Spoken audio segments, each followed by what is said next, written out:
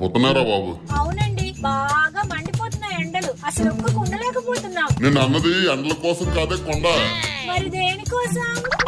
ఓ, ఇదేంటి ఉచిసం చూపుకొని వచ్చారు? ఎందుకే బొబ్బులు దానిలాగా? పోనీలేండి, చెప్పండి. ఇంకేటి చెప్పాలా? మామిడికాయ రేట్లు మండిపోతున్నాయి. ఊరుకోండిలేండి, మీరు పీచు బేరాలు ఆడుంటారు.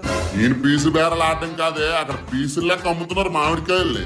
నేను నమ్మను. నమ్మకపోతే ఆ మార్కెట్ సీన్ చూడు. ఎలాగమ్మా మామిడికాయలు? 100కి 2 బాబు. బాగా సోకే 2